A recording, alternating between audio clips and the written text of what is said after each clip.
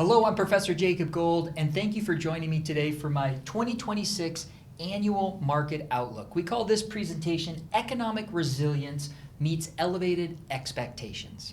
Now that we're in 2026, my team and I want to share with you at a very high level 3 themes that we are looking at in 2026. Those 3 themes are: 1, we feel that the U.S. economy is stronger than many expect.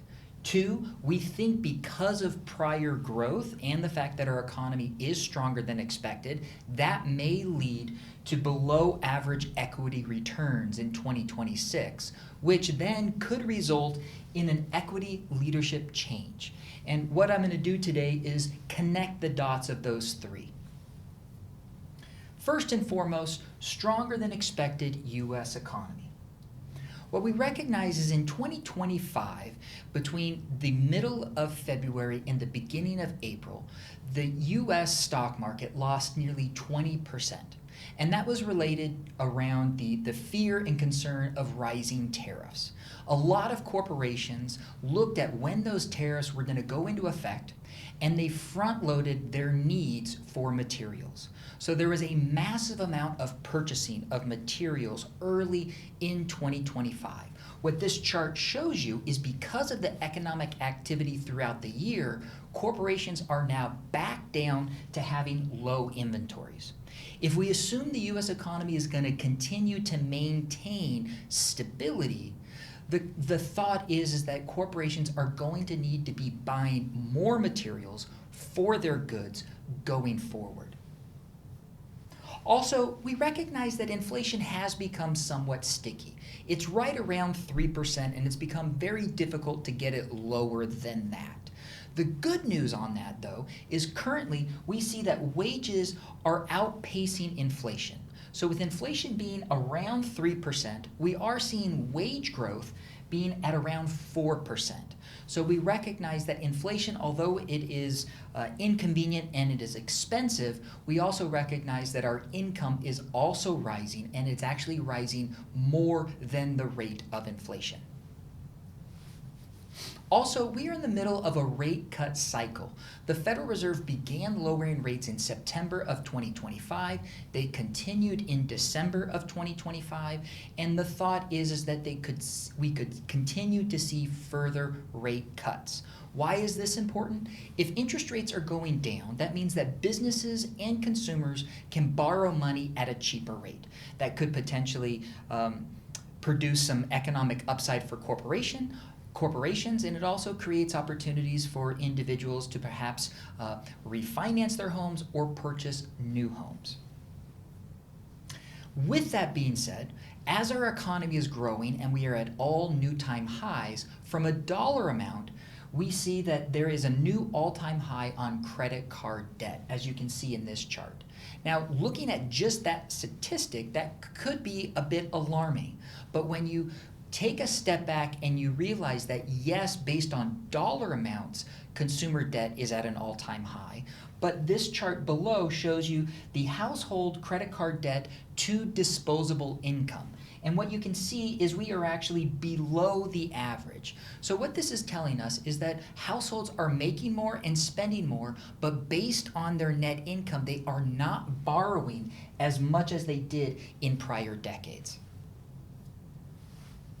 We also can see in this chart that household debt peaked back in 2008. And since then, we see that households have been deleveraging. They have been lowering their overall amount of debt. And during all of this, we see that a constant stream of consumer spending. Many people recognize and know that 70% of our U.S. economy is driven by consumer spending. So if we have stability within consumer spending, there's also some predictability in the future stability of the economy. We also recognize that as of recent, home sales have been low. Some of that was due to the fact that during COVID, interest rates got so low, and many individuals were able to refinance in the high 2s, the low 3s. And unless there is a forcing event, a job change, needing more space, or downsizing, People just really have not looked to sell homes and move because their mortgage rates are so low. And also, we recognize that there is a shortage of housing overall. But what we are beginning to see is that prices are stabilizing. And if the Federal Reserve does continue to lower interest rates, we could see a change in this real estate landscape. Now, with that being said, all of those positives as well as some of those negatives sprinkled in, we recognize that we may see below average equity returns in 2026. The first reason for that is if we take a look at presidential cycles, we see that the second year of a 4-year term historically has been the least performing year of those 4 years. We also recognize that unemployment is at somewhat of a high. We are seeing that corporations are not hiring as much. Now, some people, and whether it's government or corporations, we see the trend of hiring is coming down. Now, many people will say, has this been impacted by AI?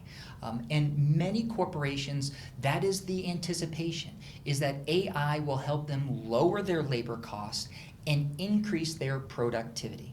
Now, we haven't seen all sectors be affected by AI, but one area in particular, and that's software development, we have actually seen over the last 5 years the number of job postings coming down. And this does show the impact of AI. And so whether we begin to see that in other sectors, in other areas of the economy, we just don't know, but we are beginning to see the AI impact in some sectors. Now, with that being said, as I mentioned before, corporations are very excited about AI because they recognize that with AI, productivity can increase, costs can either be stable or go down. If costs can go down and productivity goes up, that actually means that profitability goes up as well. And so what we recognize is that there are some projections on looking at 2026 and what we feel the S&P may have as far as earnings, the S&P mid-cap 400 and the small-cap 600. So there is that potential of having higher earnings than we've seen recently. And because of that, we are seeing a trend that corporate profitability is overall increasing. Now, what that means is we may begin to see equity leadership changes.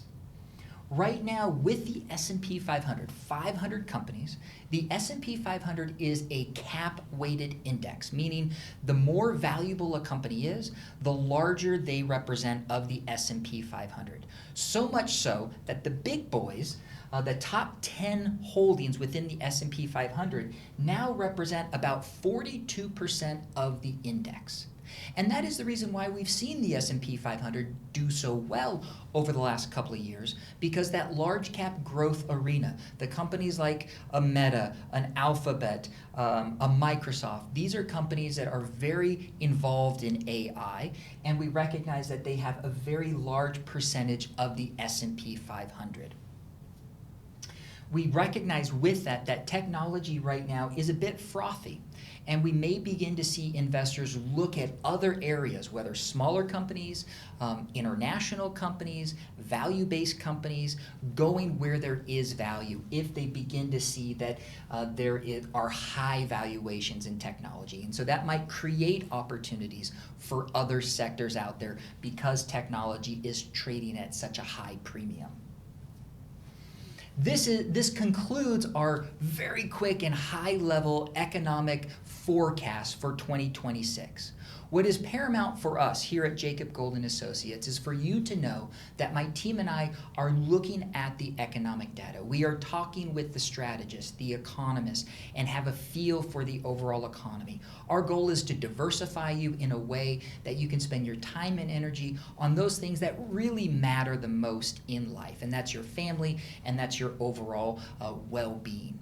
And what our job is to do is to diversify, to educate you, and then also act as a sounding board and as an individual that can hold your hand through the process to make sure that we make the best decisions possible for your unique situation. If you're watching this video and you're concerned about the markets, the economy, your financial well-being, or your overall retirement, give us a call. Take a look at our website at jacobgold.com. Our phone number is 480-998-4653.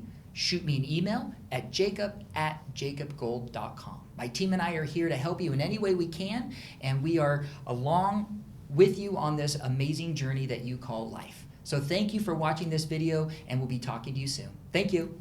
Bye-bye.